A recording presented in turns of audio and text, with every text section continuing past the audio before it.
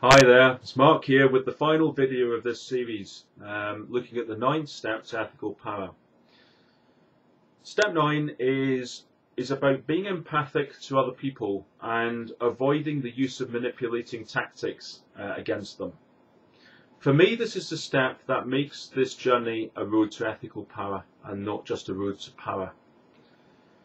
And I want to talk to you about 3 concepts that lie behind step 9. The idea of empathy, the idea of forgiveness, and the idea of manipulation and avoiding it. So let's start with empathy. Let's face it, it's very easy to be empathic with someone who's in need, great need, or we get on well with, or we have a relationship with over a period of time, or maybe they've done us favours in the past, and we feel a degree of empathy towards them. And by empathy, I mean we can see the world through their eyes. We understand a bit of how they view the world, and it might not be the same as the way we see the world. There are, however, the challenging characters in the world that is difficult to be empathic with. So I see 3 types. So briefly, just to talk about them.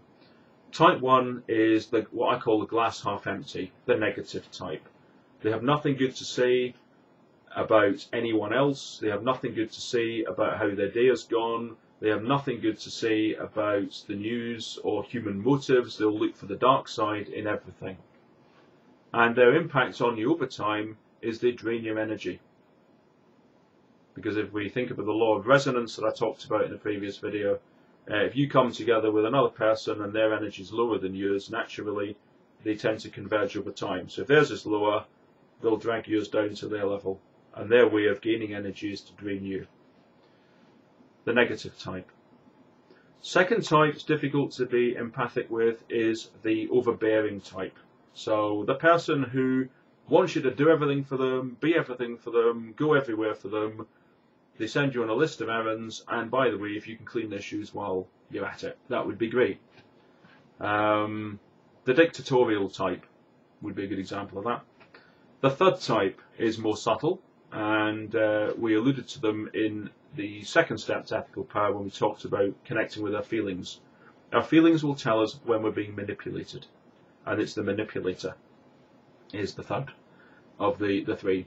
The person where they don't say what they mean and they don't behave how they feel, and they hope that you will see the signs and get the drift. That's the manipulator. It is hard to be empathic with those types of people.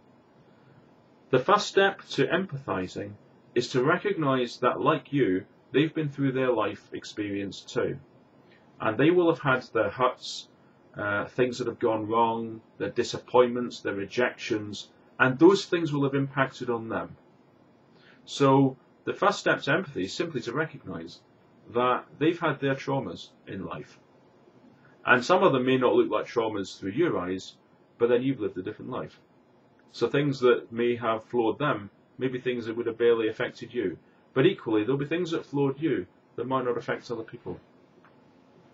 What affects us is very personal, and they will have had their traumas, and these mechanisms that they now have, the negativity, the overbearing and the manipulation, are tactics they have learned to deal with those failures, those disappointments, those hurts, to cover them up and to try and prevent them from happening again. So that's all they're trying to do, is cover up their hurts and their upset. Recognising that will help to develop more of an empathic view of them, so you can see the world a bit more how they see it. And that's not the same as agreeing with their world, but at least understanding it. The role of forgiveness, the second concept, is really important to this. And for me, forgiveness is the single thing we can do that will make the biggest impact on our level of power. We've met them, maybe even we've been them at times. The person that can't forgive 4 or 5 or 6 or 10 or however many other people for things they've done in the past that wronged them. So, the self-righteous, they've been wronged. And then there's the other type who basically doesn't forgive themselves for things they did in the past. You know, I behaved badly 25 years ago, and I've never forgiven myself for it, so I beat myself up for it. So you've got people who are beating other people up and not forgiving them, and you've got people who are beating themselves up and not forgiving themselves. And for me, they're actually the same thing, in the sense that they have the same impact, and the impact is on us. Because when we don't forgive ourselves, we hold energy in. We're fighting the past. We're holding energy back because we did something wrong in the past. And when we don't forgive other people, we're holding energy in too. Fighting the past battle again. Not forgiving other people. Imagining what we'd say to them now if we could see them. And this energy is energy we can't use in asserting our own power and in being ethically powerful now. And that's the important bit. So forgiveness is not about forgetting what people did. It's not necessarily about letting them off the hook. If there's still things to be said, they should be said. What it is about letting go of that knotted energy that is stuck inside us, that is not then being used to do good things now, to being ethical now, to helping other people now. What's the point me being upset about what I did 15 years ago if the act of doing that means I'm not doing good stuff now? And that's all it does. Forgiveness releases. It discharges that energy and it allows us to use it constructively. The third element I want to talk about is manipulation.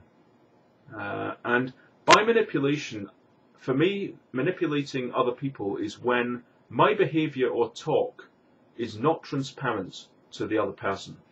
So I'm not saying what I mean, or I'm not behaving in the way that I really feel. So I might be feeling really angry about somebody and disguising it very well, or I think I am, maybe not as well as I'd like to think. When our behaviour is not transparent, or our talk is not transparent, we are manipulating others. Now, that's not a reason to beat ourselves up, because of course we've had our trauma and we need to forgive ourselves for that. But if we can recognise that what we're saying isn't what we mean, or what we're doing isn't how we feel, we can start to reduce that gap. If we've got something we need to tell somebody about, we want somebody to do something for us, tell them. Ask them, rather than hoping they get the drift or throwing a tantrum. That's manipulative. If we have someone who's done something that's hurt us, let them know that they've done something and that it's hurt us, rather than letting it fester away and trying to manipulate in some other way. Because the one thing manipulation does is it destroys relationships. Absolutely destroys them. Over the long run. It leads to a formalized relationship or a disintegration of relationship completely, rather than a really productive, joyous, loving, or just friendly, cordial relationship. That's not going to survive where manipulation is in there to a large degree. So avoiding manipulation as a tactic of choice in your life is a really critical step to ethical power. That doesn't mean you won't lapse into it occasionally, but recognizing it and correcting it is the key part. Manipulative behavior runs deep in all of us.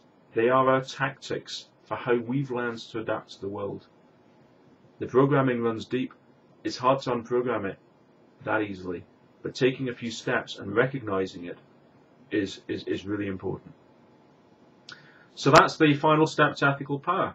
Step 9. Being empathic to other people, using forgiveness on yourself and others, and avoiding the use of manipulating behaviours. And with that, I started these videos in winter and the snow was falling. It's a lovely summer's day out there. The sun is shining, and I hope your life is going in that direction too, and that you're enjoying the summer of your existence, because we're here to stand up and live, and to be who we can be, to be the best person we can, and to learn the lessons that will help us to get there, and to use your power in productive ways and in ethical ways. So for me, Mark here, maybe we'll meet sometime, and have a good life, and bye for now.